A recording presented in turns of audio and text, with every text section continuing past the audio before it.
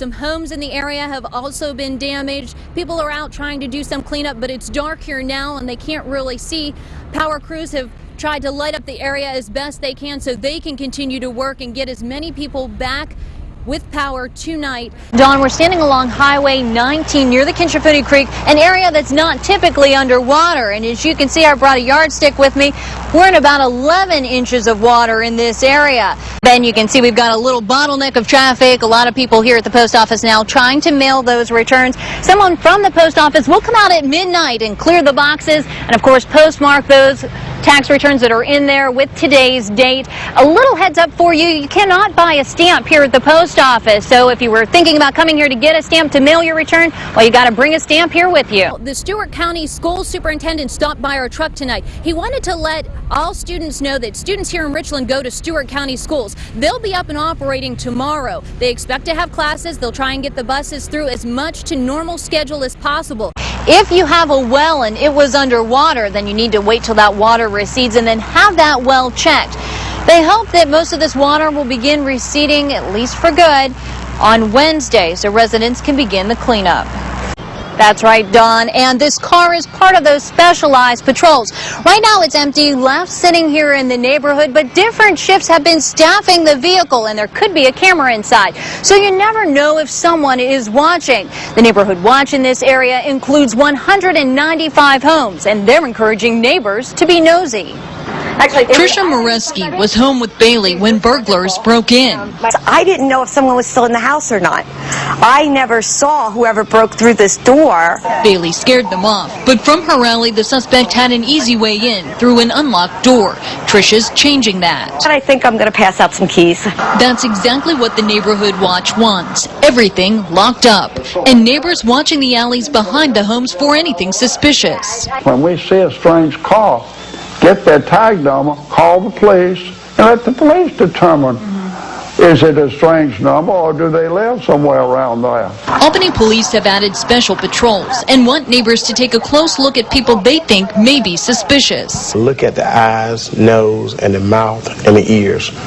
With those type figures, we're able to kind of narrow it down to help identify individuals. Police need neighbors to be their eyes and ears. And I'm wondering what we can do to do better, because I'm finding out that I'm not the only one whose house has been broken into. The head of the neighborhood watch says it takes everyone getting involved. By God, they better get mixed up in it. If they don't, they're going to lose their jewelry in their home, their television sets, their computers, and so forth. To keep the neighborhood crime-free.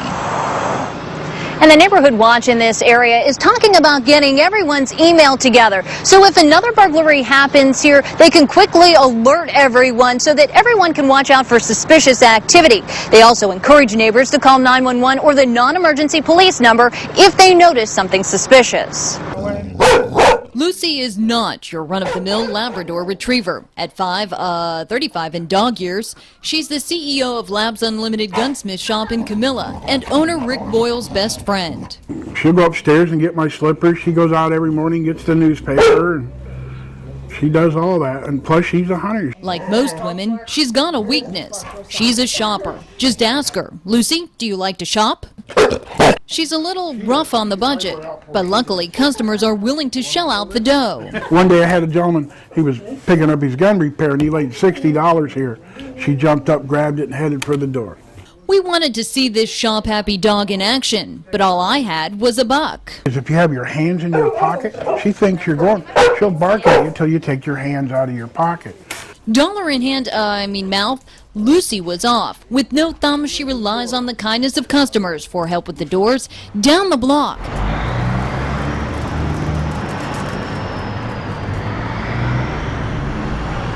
And a little more help sent Lucy into her favorite store. Well, she does have a charge account. She's the only dog I allow to have a charge account in Camilla. Short on cash, Rick sent her in one day with an IOU. Not surprisingly, sometimes the change at Twitty's can be a little wet. Some of them are wet, yeah. Some of them are pretty wet. Lucy knows patience is a virtue, but if you throw a little cash around, you get better service. She will bark at you to get your attention.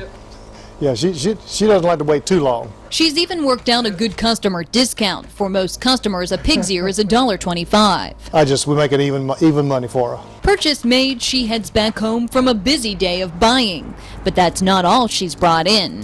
One day she come in with a $10 bill. I don't know where she got it. She's earned a reputation in town. She's allowed one a day, otherwise she'd be 500 pounds.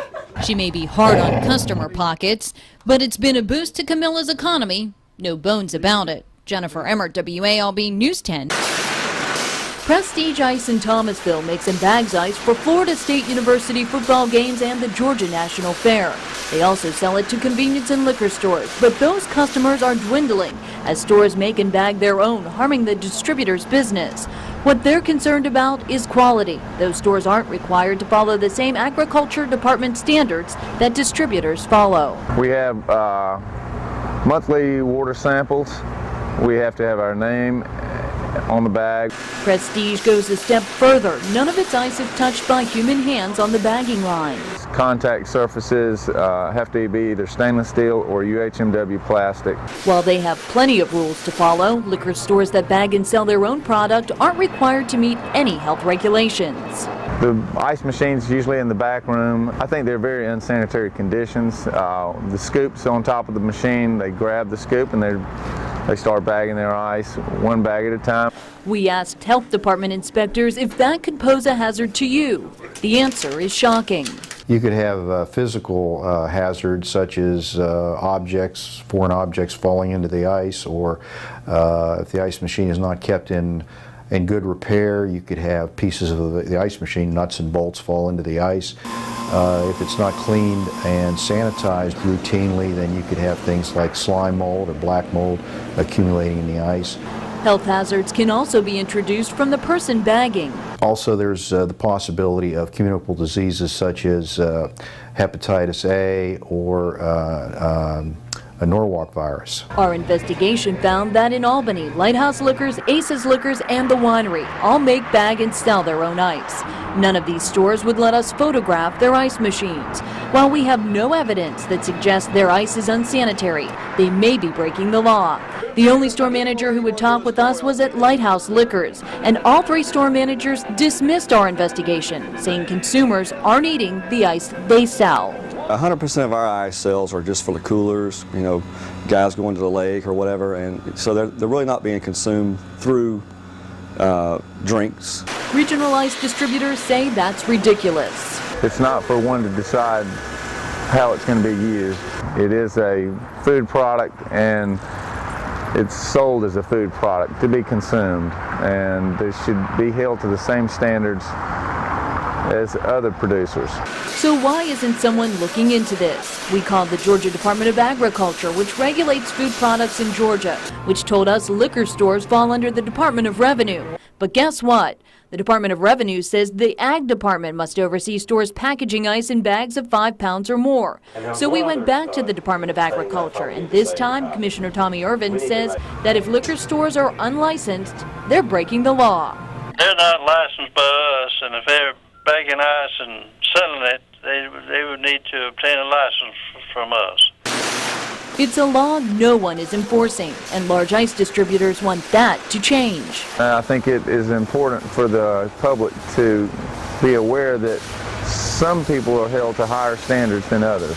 But liquor store managers say regulations will come with a cost. If you add more regulation, it's just going to cost the consumer more money. Ice distributors are lobbying state lawmakers to impose more consistent standards. But until and unless that happens, you may just be using dirty ice. Jennifer Emert, WALB News 10, Albany.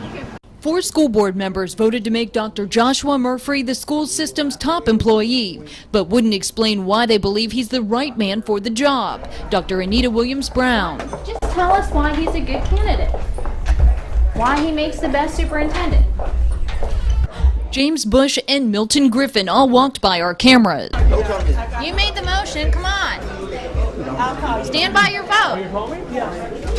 Velvet Riggin stopped but gave us few answers and eventually walked away. They need to look at the qualifications that we place Look at the qualifications. Ask Mr. Hardy, he'll be glad to give you a brochure. And you feel that he meets those qualifications? He's the best qualification for the 26 schools in Dougherty County.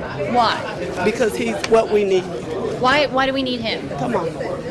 Board member Emily Jean McAfee didn't hold her opinions back, saying there's no evidence to show Murphy's prepared to lead this school system and doesn't have the credentials.